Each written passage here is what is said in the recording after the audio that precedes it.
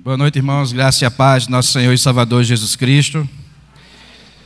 A mensagem de hoje à noite vai estar fundamentada em duas passagens bíblicas.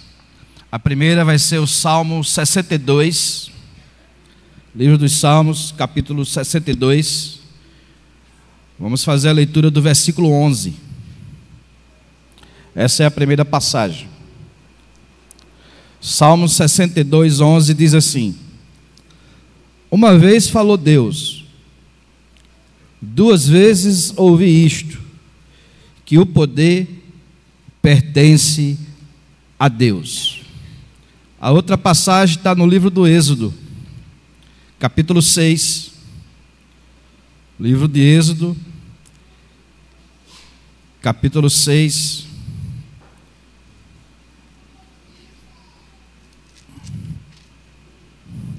Eu vou ler o versículo 2 e o versículo 3. Êxodo, capítulo 6, versículo 2 e o versículo 3.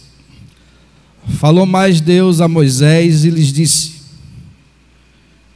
Eu sou o Senhor. Apareci a Abraão, a Isaque e a Jacó, como Deus Todo-Poderoso.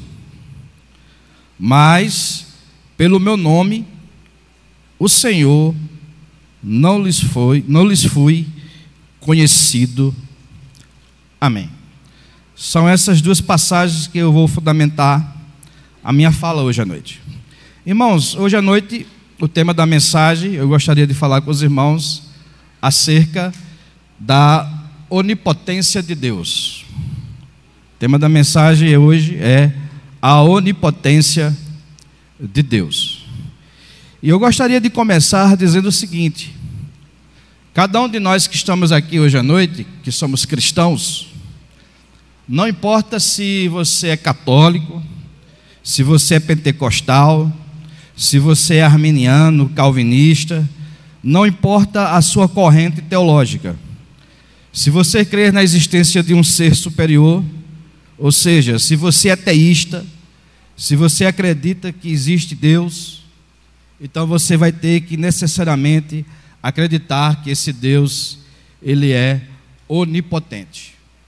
Os católicos creem sim, os pentecostais acreditam assim, os arminianos também acreditam assim, e os calvinistas também acreditam que Deus, ele é onipotente, porque é uma crença ortodoxa cristã. E a forma como nós aprendemos acerca da onipotência de Deus é uma coisa interessante. Como é que vocês aprendem que Deus é onipotente? Memorizando versículos da Bíblia, marcando capítulos e versículos, lendo livros de teologia sistemática, lendo livros de Arthur Pink. Aprendemos a onipotência de Deus num estudo bíblico de escola bíblica dominical. É assim que a gente aprende acerca da onipotência de Deus. O nosso conhecimento acerca da onipotência de Deus é um conhecimento que vem para nós através de uma forma acadêmica. Alguém fala, você escuta e depois você reproduz como papagaio de pirata aquilo que você ouviu. Não é assim? Foi assim que eu aprendi, é assim que vocês aprenderam e é assim que todos nós aprendemos acerca da onipotência de Deus. E o que significa onipotência?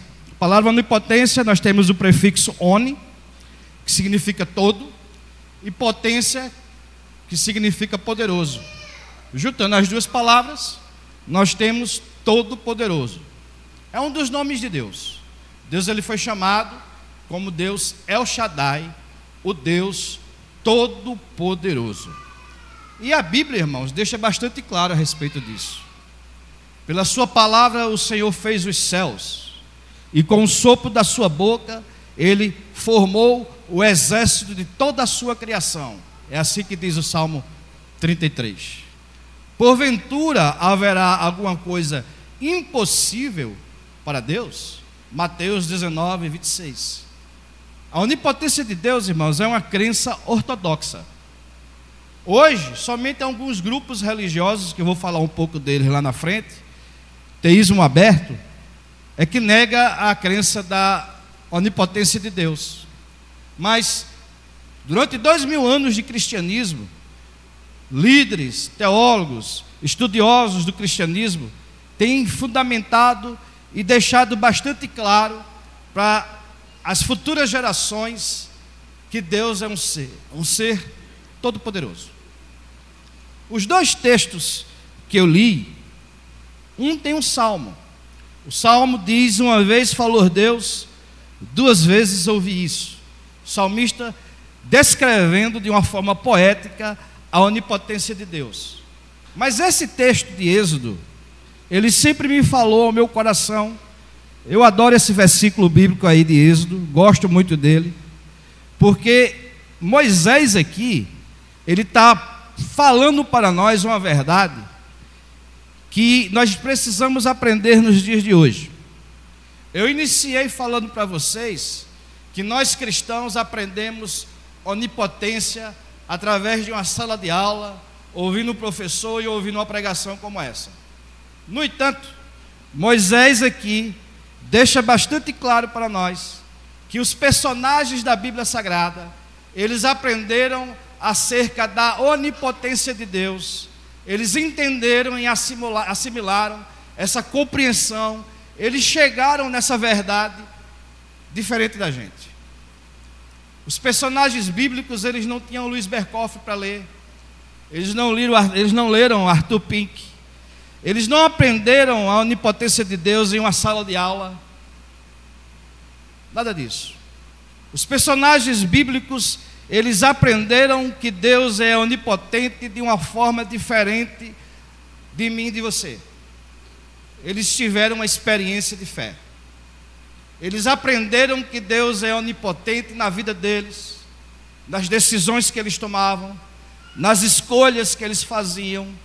Eles aprenderam a onipotência de Deus vivendo a vida comum do lar. Foi dessa forma que eles aprenderam a onipotência. E o texto que eu li de Êxodo capítulo 6, Moisés deixa bastante claro que El Shaddai, que o Deus Todo-Poderoso, ele apareceu a Abraão, a Isaac e a Jacó. Ele se revelou. Ele se revelou aos patriarcas. Estes homens aprenderam e entenderam muito bem o que significa onipotência.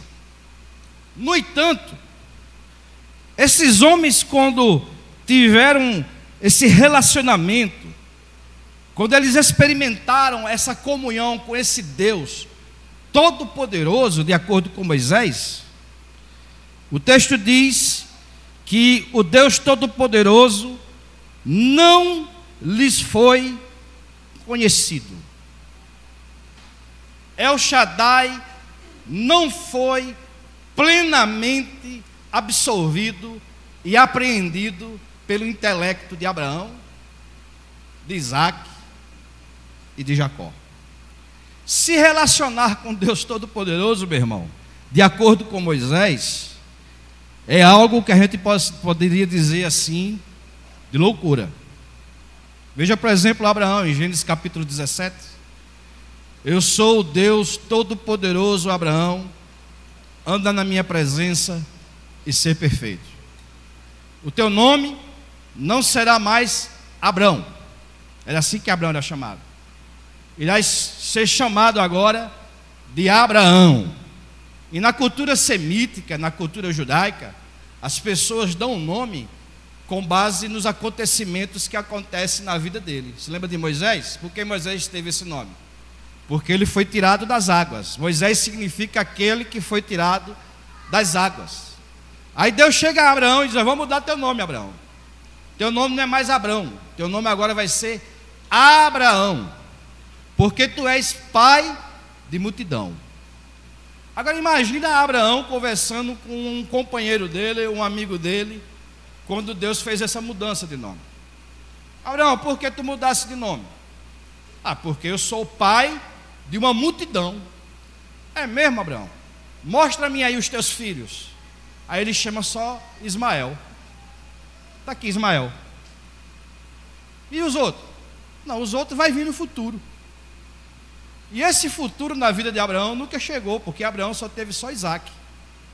O resto, ele viveu pela fé, acreditando na promessa de que Deus iria fazer dele pai de multidão. Mas ele mesmo, com seus olhos carnais, ele não viu o cumprimento da promessa. Mas El Shaddai diz: vou mudar o seu nome. Você agora será chamado pai de multidão. É por isso que Moisés disse: eu apareci a eles como Deus Todo-Poderoso, mas eu não fui conhecido. Como é que você pode lidar, se relacionar com um ser que chama a existência aquilo que não existe, como se existisse? Como é que você consegue lidar com um ser desse? Como é que você vai se relacionar com uma divindade tão grandiosa como essa? Isaac também foi outro. Na realidade, Isaac foi apelidado de o terror de Isaac. Isaac tinha um temor tremendo por Deus. E tomara, porque de todos os patriarcas de Abraão, Jacó, José, Isaac foi aquele que mais experimentou o poder de Deus na vida dele, irmão. Ó, irmãos, só para vocês terem uma ideia, a vida de Isaac foi uma vida de milagre, desde o berço até a sua sepultura. O nascimento dele foi um nascimento sobrenatural, foi milagre. E o casamento de Isaac foi um casamento milagroso.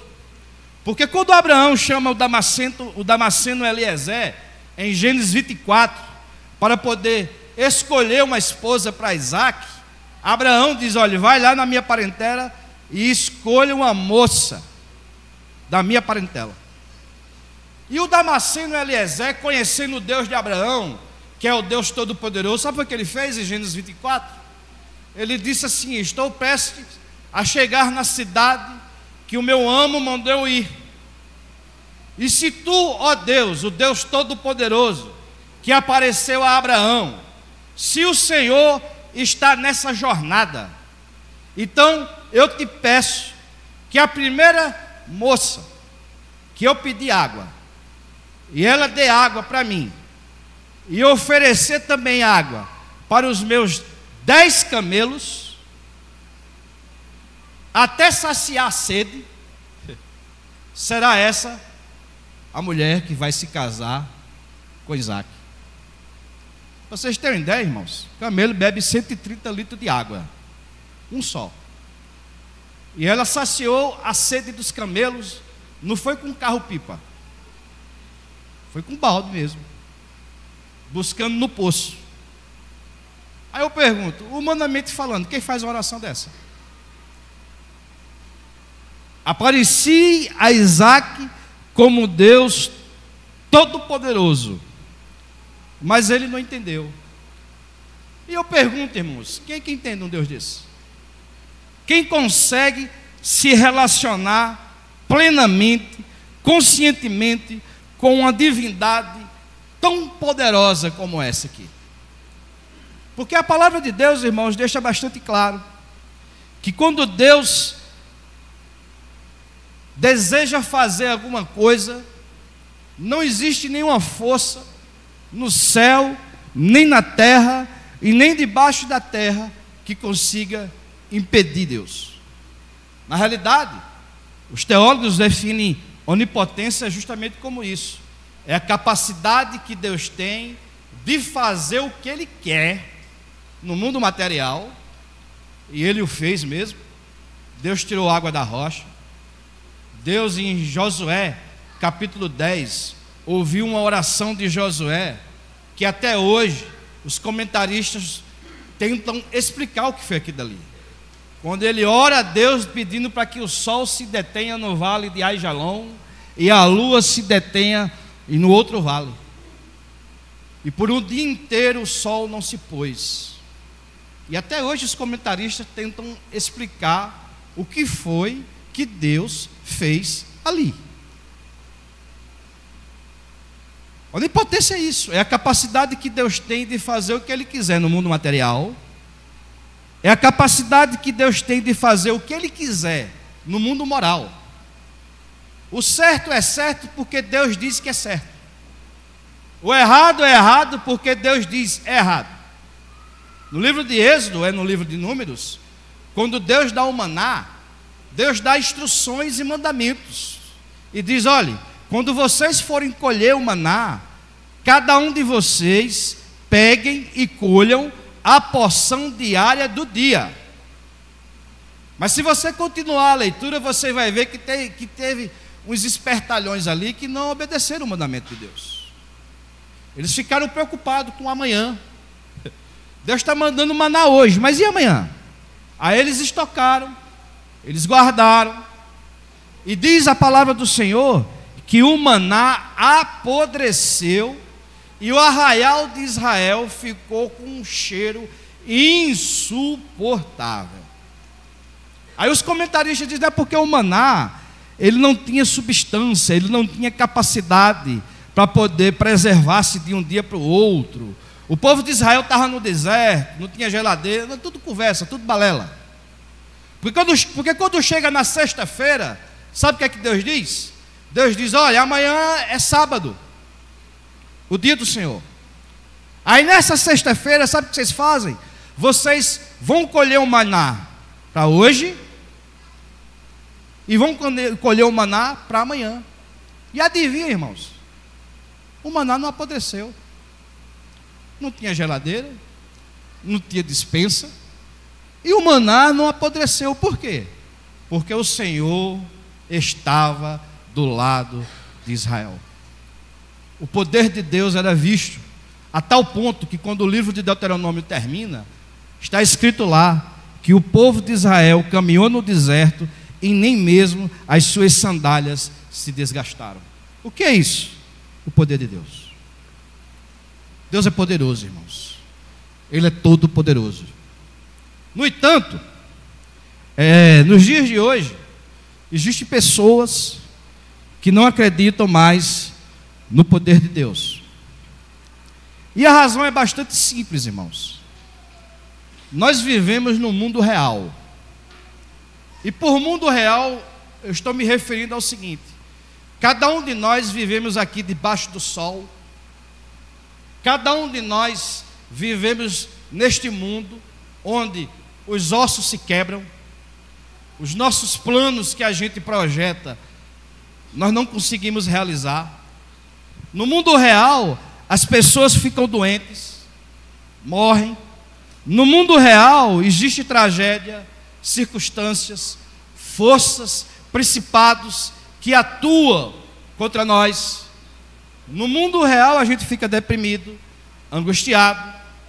Então, quando a gente aprende uma verdade tão poderosa como essa, que Deus é onipotente, que Deus é todo-poderoso, a gente tem que trazer esse Deus onipotente para esse mundo do qual nós vivemos.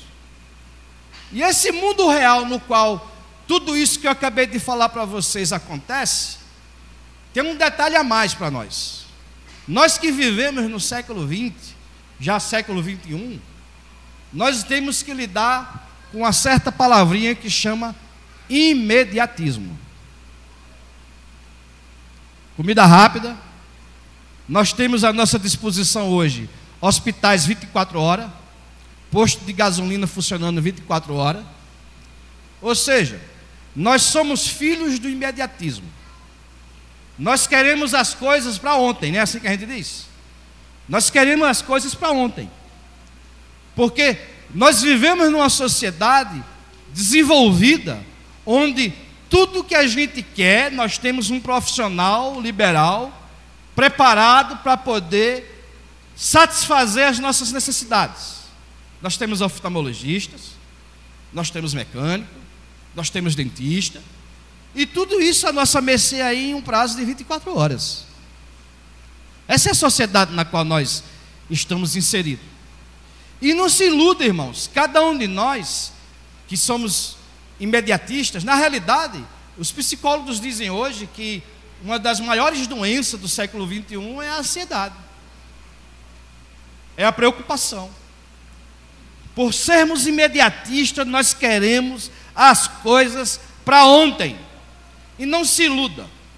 Esse sentimento de ansiedade, essa percepção de que tudo tem que acontecer para ontem, a gente também transfere para o nosso relacionamento para com Deus. A tal ponto que existe um salmo chamado Salmo 68, versículo 4, que se vocês forem fazer uma pesquisa em casa e olharem a tradução Almeida Corrigida Atualizada, ou é do século 21, ou é dos anos 80, mas procure lá, Almeida Corrigida Atualizada. Você vai ver que o Salmo 68, versículo 4, ele foi traduzido nessa Bíblia, dizendo o seguinte, que o nome de Deus é Já. Rapaz, e o que teve pregação nos anos 90 que eu vi em cima desse salmo, não está no gibi. O nome de Deus é Já. É um Deus que pode fazer as coisas agora, de uma forma instantânea. O teu Deus é o Deus do já. Ele não espere para amanhã nem para ontem, ele pode fazer agora. Foram muitas as pregações que eu ouvi em cima desse salmo. E é uma tradução errada, irmãos, desse salmo, você sabia? Os tradutores traduziram errado devido ao espírito imediatista do qual nós vivemos no século XX, século XXI.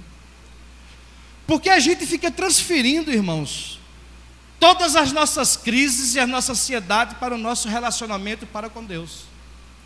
E é o atributo incomunicável da onipotência de Deus que mais sofre no relacionamento de Deus com seu povo.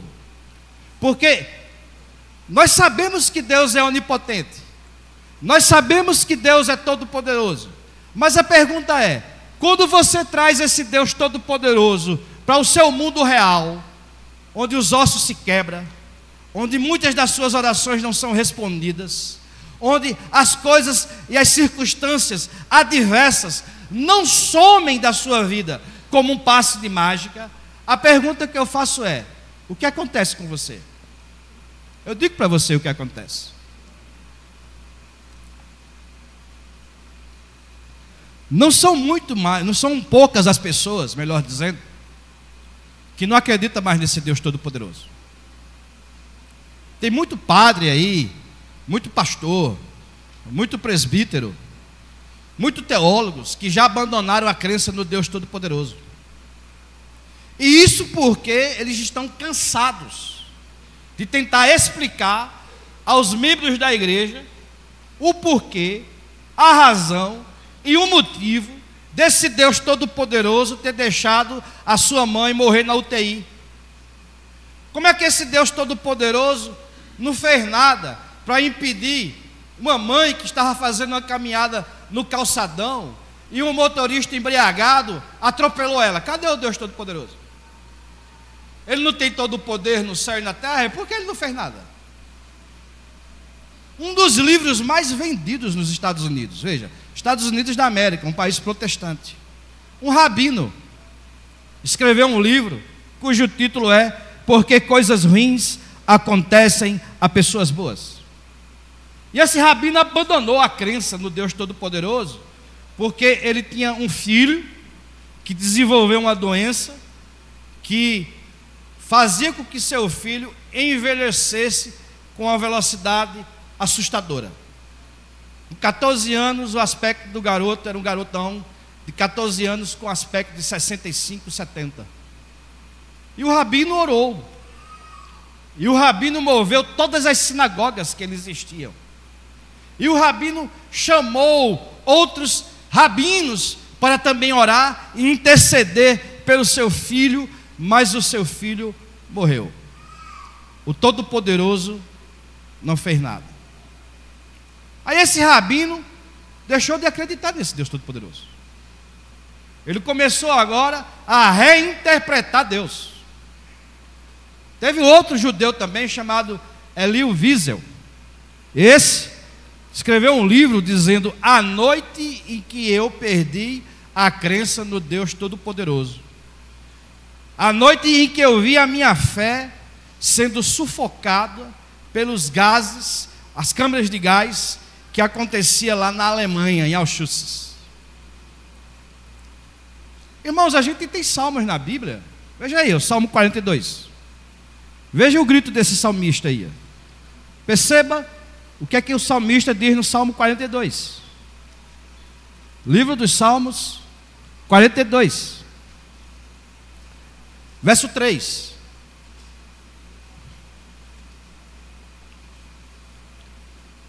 As minhas lágrimas têm sido o meu alimento de dia e de noite. Aqui é um salmo de louvor a Deus, onde o salmista retrata a sua dor e a sua angústia, a sua tristeza profunda. O teu Deus, onde está? E diante de um suspiro desse, como é que você acha que o salmista fica? Versículo 5. Porque estás abatida, ó minha alma, porque te perturbas dentro em mim. Espera em Deus, pois ainda o louvarei. A Ele o meu auxílio e Deus meu. Salmo 137, o Salmo dos exilados, aqueles que estão lá na Babilônia. Como é que a gente vai cantar os hinos de louvor a Deus numa terra estranha?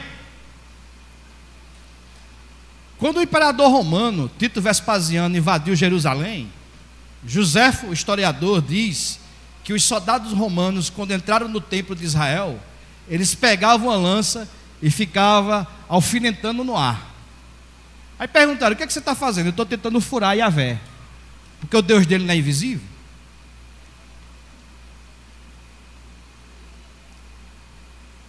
Irmãos, muitas pessoas perderam a fé por não conseguirem ver a intervenção desse Deus Todo-Poderoso. Não foram poucas as pessoas que abandonaram a crença nesse Deus. O teísmo aberto é justamente esse movimento aí de pastores, padres, teólogos, que começam agora a redefinir Deus, porque não consegue conciliar esse Deus Todo-Poderoso com essas tragédias e essas desgraças que acontecem na face da terra. E às vezes, quando eu ouço esses homens falar, eles ficam apavorados quando eles ouvem os testemunhos de pessoas que o avião caiu e só escapou ele. Aí eles olham assim: que Deus Todo-Poderoso é esse que só livrou um? Ele não podia ter livrado tudinho? Podia. Por que só livrou um? A palavra de Deus, irmãos, fala que Deus ele é todo-poderoso. Mas a palavra de Deus também diz que Deus ele é soberano. Talvez seja aqui a razão das pessoas não aceitarem esse fato. Porque ser todo-poderoso Deus é, e ser soberano é outra coisa. São duas coisas diferentes. Ser soberano significa que é Deus que decide quando, como e aonde Ele vai manifestar o seu poder. Terei misericórdia de quem eu quiser ter misericórdia. Manifestarei meu poder na vida de quem eu quiser manifestar o meu poder. Uns eu livro, outros não. Uns eu curo, outros não. Uns eu manifesto o braço forte do Senhor, outros não.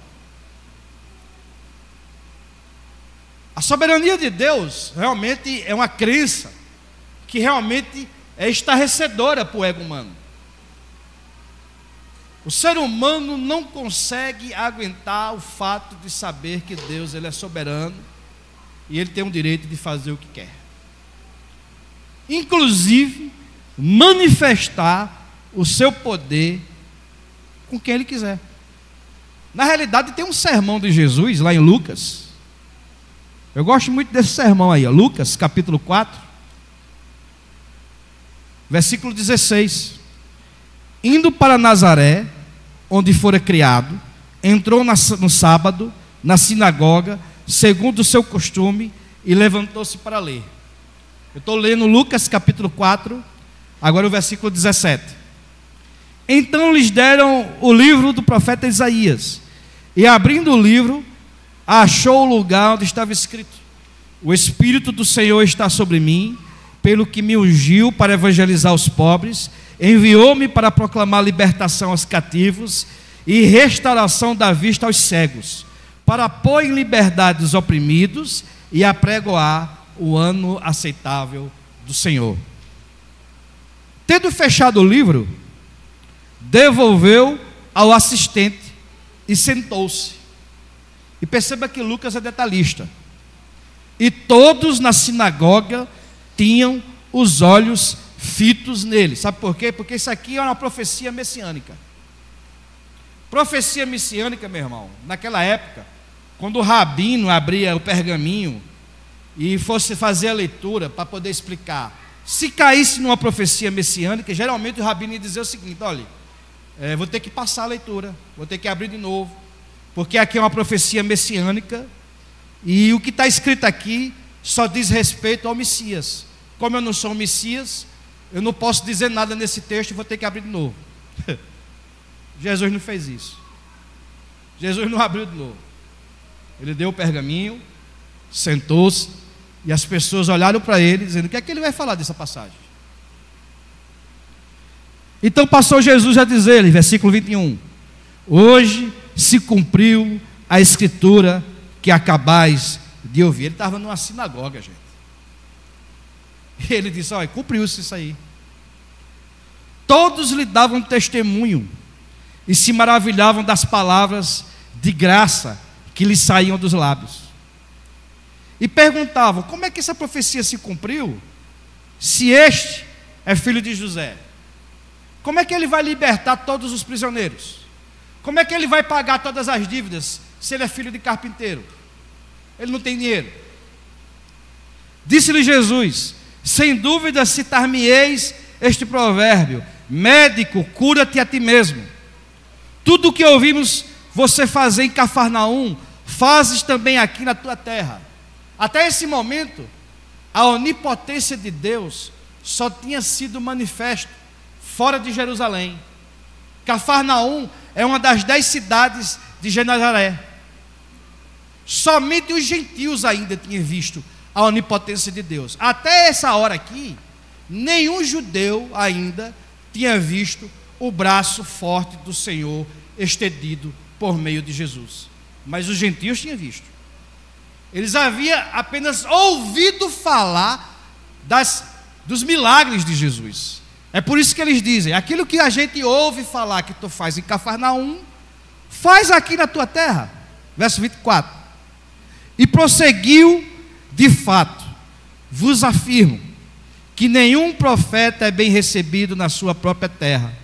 Na verdade vos digo que veja que palavra, irmãos, que muitas viúvas em Israel, no tempo de Elias, quando o céu se fechou por 3 anos e 6 meses, reinando grande fome em toda a terra, existia muitas viúvas, filhas da aliança em Israel, passando o quê?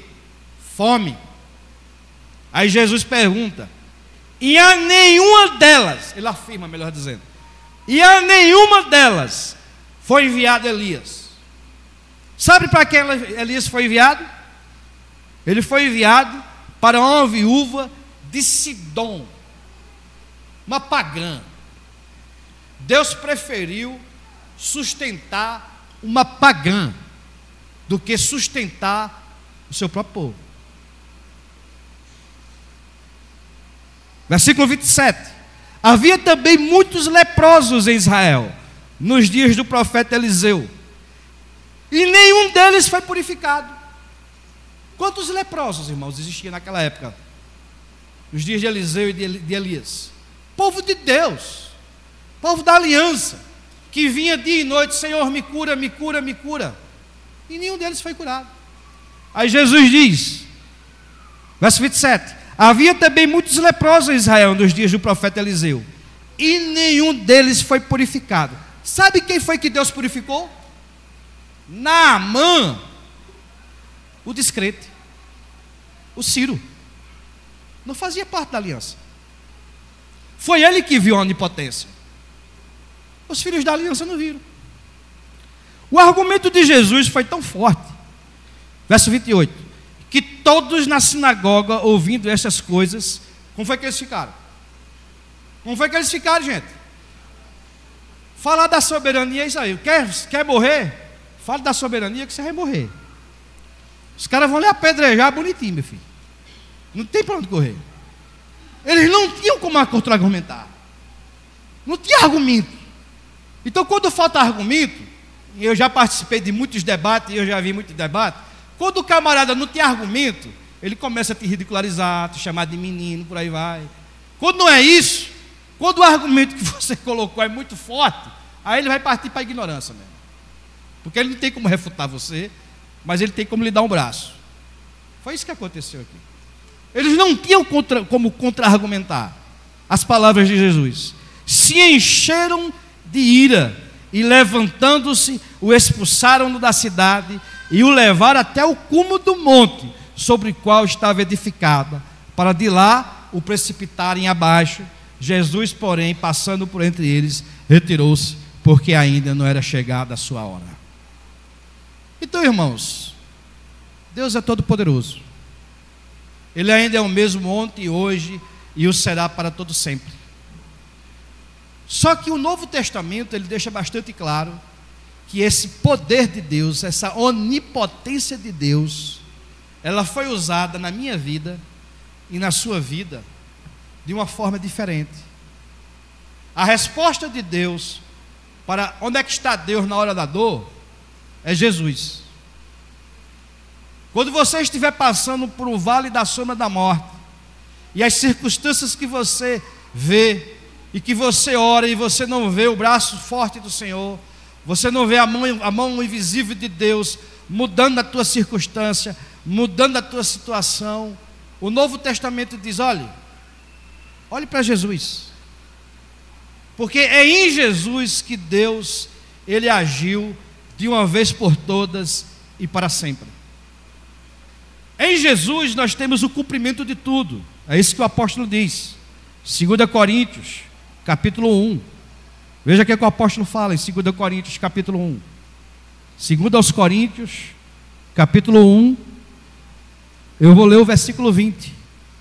Porque quantas são as promessas de Deus, tantas tem nele o sim. Porquanto também por ele é o amém, para a glória de Deus, por nosso intermédio.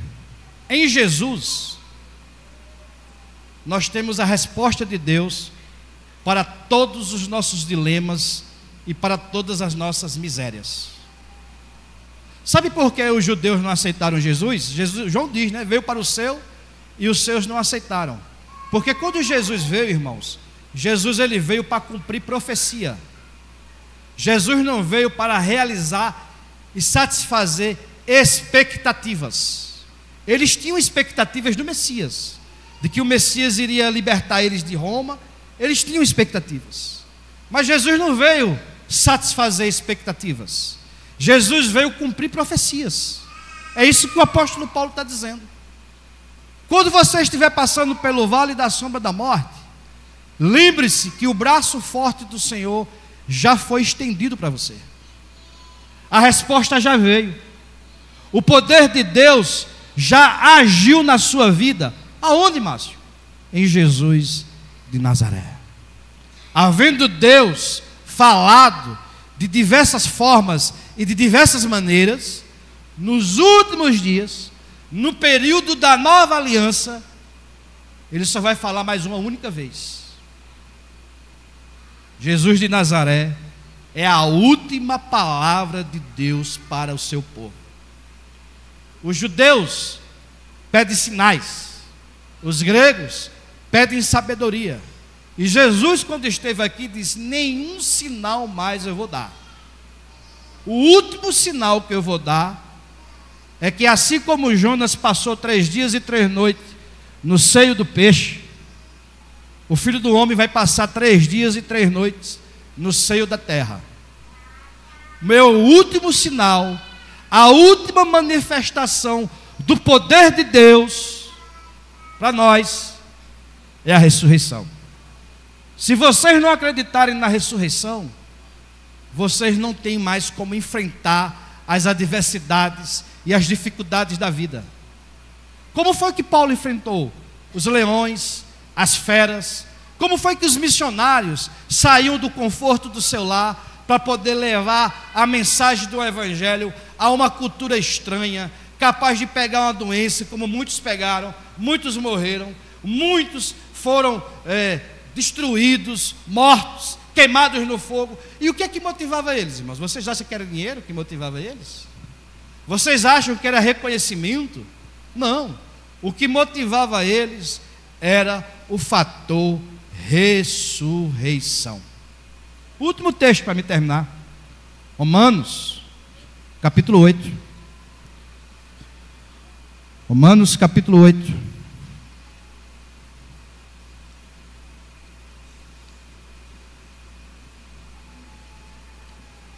Versículo 11. Se habita em vós o Espírito daquele que ressuscitou a Jesus dentre os mortos, esse mesmo que ressuscitou a Cristo Jesus dentre os mortos, o que é que ele vai fazer com você? Vivificará também os vossos corpos mortais por meio do seu Espírito que em você habita. Como é que você enfrenta as dificuldades? Fator ressurreição. A gente não enfrenta as dificuldades esperando uma intervenção futura de Deus, irmãos. Se vier, amém. Louvado seja Deus. Se Deus livrar e mudar a sua sorte, louvado seja Deus. Ele tem poder para fazer isso. E Ele fez isso. Mas o que é que eu estou propondo para vocês é uma verdade absoluta. O que eu estou propondo aqui para vocês não é levar vocês a esperar uma intervenção futura de Deus e viver a vida enfrentando as adversidades e os dissabores, esperando essa intervenção. Uma casa nova, um marido transformado, uma mulher transformada, filhos. Se é isso que você está esperando de Deus para poder enfrentar as dificuldades da sua vida, deixa eu dizer para você: você é o mais miserável de todos os homens. Não é isso que Paulo diz? A ressurreição é o poder de Deus para vivificar o seu corpo mortal. É a ressurreição que vai te trazer esperança. É a ressurreição que vai te trazer alegria. É a ressurreição que vai te trazer gana. É a ressurreição que vai te motivar a viver nesse mundo que não tem sentido nenhum. Fui perguntado recentemente justamente essa pergunta: por que coisas ruins acontecem a pessoas boas? E a resposta que eu dei foi o seguinte: meu amigo, o mundo é injusto mesmo. O mundo é injusto. Coisas ruins vai acontecer a pessoas boas todo dia, toda hora, todo momento. Em São Paulo, alguns meses passados, um garotão aí rico, bilionário, dirigindo um Porsche a mais de 250 km por hora, bateu na traseira de um taxista que estava ganhando no seu trabalho o pão diário para trabalhar. O taxista morreu, quebrou o pescoço e morreu. O garotão, que é rico, teve um corte na testa, está aí solto até o dia de hoje. Mas como é o nome disso aí? Injustiça, filho. Injustiça. O mundo é injusto. O mundo jaz no maligno, meu amigo. Então, para você trazer o Deus Todo-Poderoso para essa realidade, ou você aceita Deus como Ele é, ou então você vai ter que redefinir Deus, como o Rabino redefiniu. Você vai ter que mudar suas crenças em Deus, como muitas pessoas estão mudando, porque não conseguem aguentar a falta de intervenção de Deus. Irmãos, olhe, nós somos chamados, sabe de quê? Nós somos chamados de o povo do livro. Sabia disso? Os cristãos são chamados de o povo do livro. O primeiro grupo de pessoas que foram chamados de o povo do livro foi o povo de Israel. O povo de Israel, antes do cativeiro da Babilônia, ele viu os milagres de Deus. Ao aproximar o cativeiro da Babilônia, aí começa a surgir profetas, começa a surgir salmos, falando da falta da intervenção de Deus. E após o cativeiro da Babilônia, eles só tiveram os profetas Ageu, Zacarias, Malaquias, e depois veio 400 anos de silêncio. O povo de Israel não aceitou Jesus e os apóstolos, porque eles viram que eles entendiam que Jesus e os apóstolos, eles eram enviados do diabo. E o povo de Israel até hoje, mais de 3.000 anos, irmãos, eles estão vivendo em cima do Antigo Testamento, que é um livro inacabado, porque sem o Novo Testamento, a mensagem do Antigo Testamento ela é incompleta. E até os dias de hoje, mais de 3.000 anos, eles estão esperando uma intervenção de Deus, e ela não vem. Ela não vem. Os judeus foram mortos aí, torturados pela Alemanha. Cadê a intervenção de Deus? Não veio. Nós, cristãos, já estamos há 2.000 anos. 2.000 anos de cristianismo. Eu nunca vi um cego ver, nunca vi um aleijado andar, nunca vi um morto ressuscitar, eu nunca vi a água ser transformada em vinho, nunca vi. E nós também somos chamados de o povo do livro. Mas diferente do povo de Israel, a nossa esperança é Jesus Cristo, que morreu, ressuscitou e está assentado à direita de Deus e governa a nossa vida de dia e de noite, embora a gente não entenda muitas das coisas que Ele faz. Tem uma frase linda de Corrie ten Boom, ela diz assim: entrega o teu futuro desconhecido a um Deus que você conhece muito bem. E eu finalizo com essas palavras.